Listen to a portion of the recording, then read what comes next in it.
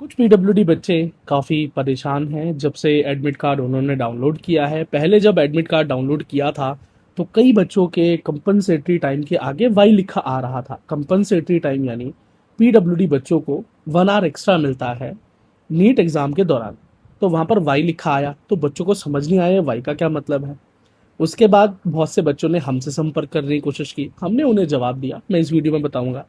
लेकिन जब दूसरी बार एडमिट कार्ड डाउनलोड किया तो वहाँ से वो वाई हट चुका है और वहाँ पर डॉट डॉट लिखा हुआ है, यानी ब्लैंक या मानी। तो अब बच्चा समझ नहीं पा रहा कि पहले वाई लिखा था अभी कुछ नहीं लिखा हुआ, तो कंपनसेटरी टाइम मिलेगा नहीं मिलेगा। देखो बच्चों, मैं आपको बताऊं, ये सिर्फ एक ग्लिच है। एनटीए नॉर्मल बच्चों पर तो ठीक से ध्यान दे नहीं पा रहा, पीडब्ल्यूडी बच्चों को तो वैसे भी हर कोई नज़रअंदाज करता ही।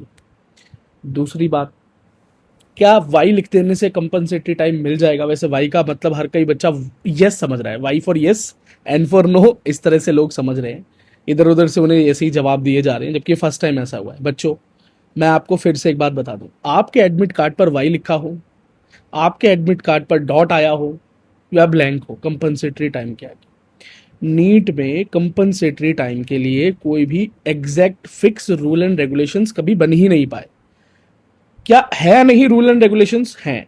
अगर हम रूल एंड एलिजिबिलिटी की बात करें तो एनटीए द्वारा दी गई एलिजिबिलिटी ये कहती है कि वो बच्चा जिसे कुछ इस प्रकार की समस्या है, या तो वो अपने नीट क्वेश्चन पेपर को पढ़ नहीं सकता, तो उसको कोई हेल्पर चाहिए जो उसको रीड आउट करके दे क्वेश्चन। रीड सिर्फ पढ़ेगा और बोलेगा, समझाएगा नहीं।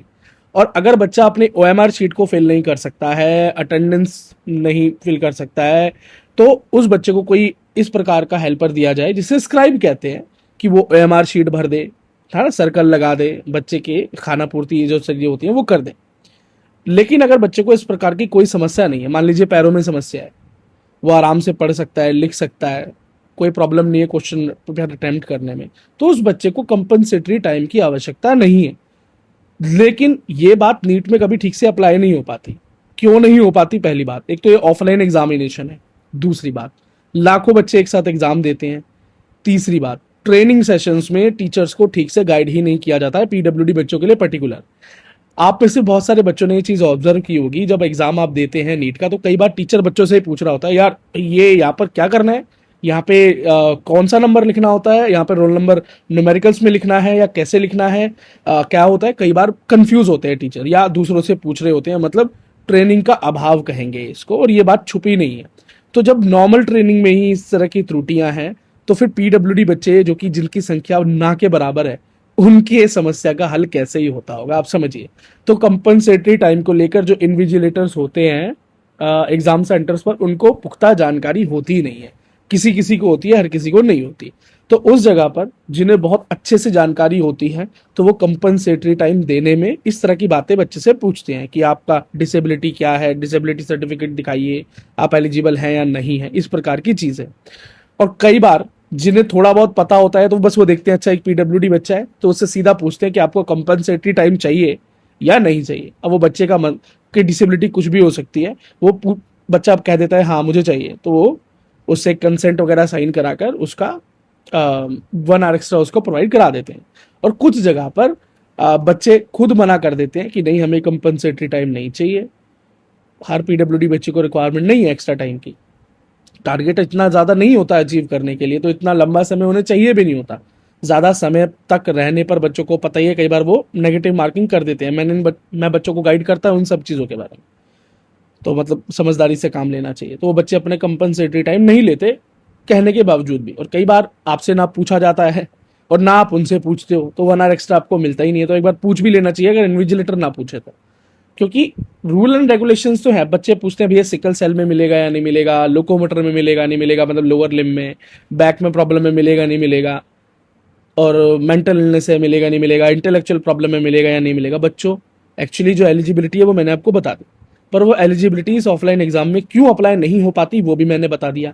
तो यहाँ पर हर बच्चा 1 आवर एक्स्ट्रा के लिए एलिजिबल हो जाता है और बच्चों को मिल भी जाता है, चाहे उनकी डिसेबिलिटी कुछ भी हो। लेकिन कुछ बच्चों को एक्स्ट्रा टाइम नहीं मिलता, टीचर्स को नहीं पता होता है तो शायद उनको रूल्स के हिसाब से बच्चों को नहीं देते हैं, अगर वो एलिजिबल नहीं है तो। या तीसरा, वो देना ही नहीं चाहते, है ना, वो चाहते ही नहीं कि 1 आवर एक्स्ट्रा बैठना पड़े, क्योंकि बच्चों की संख्या क्या होगी, शायद हो सकता है इस पूरे स्कूल में आप एक सिंगल पीडब्ल्यूडी बच्चे हो, या 2, मे बी 3, इससे ज़्यादा 4 मैक्सिमम, इससे ज़्यादा संख्या कभी भी एक पर्टिकुलर एग्जाम सेंटर पर पीडब्ल्यूडी बच्चों की होती ही नहीं।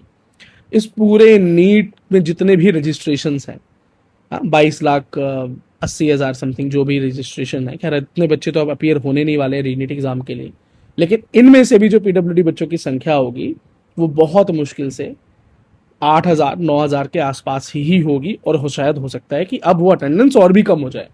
मैं खुद पर्सनली ऐसे पीडब्ल्यूडी बच्चों को जानता हूँ जिन्होंने बड़े मुश्किल से नीट एग्जाम दिया था।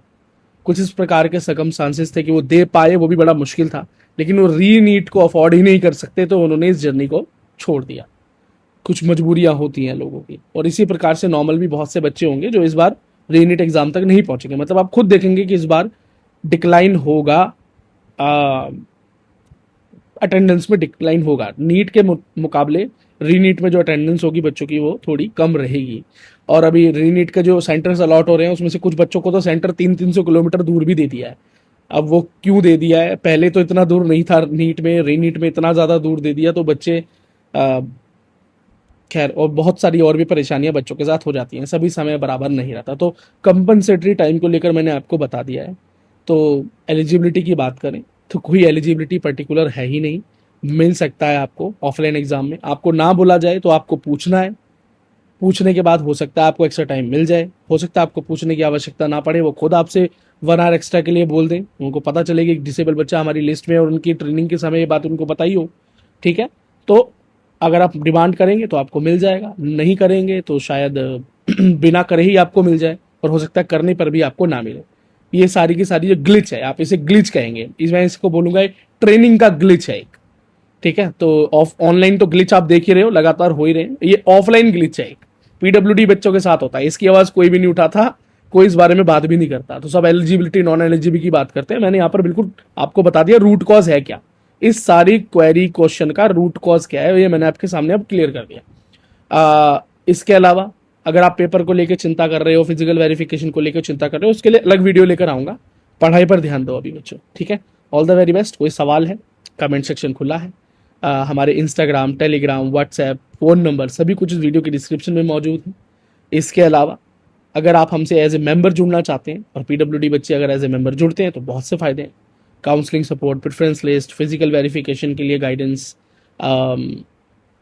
Members only live classes, members only short videos, members only Telegram group, members को कॉलिंग सपोर्ट, को message support, early replies to comment and so on. बहुत सारी चीज़ें हैं जो कि एक मेंबर को ही मिलती हैं, वो काफ़ी एक्सक्लूसिव है आपके लिए, वो एक्सक्लूसिव कंटेंट मिलता है पीडब्ल्यूडी बच्चों को, और आने वाले समय में तो वो गाइडेंस आपके लिए बहुत ज़रूरी है। सो ज्वाइन बटन पे क्लिक करें और वहाँ से जो सुइटेबल मेंबरशिप आपको ठीक लगे उसे ज्वाइन करें।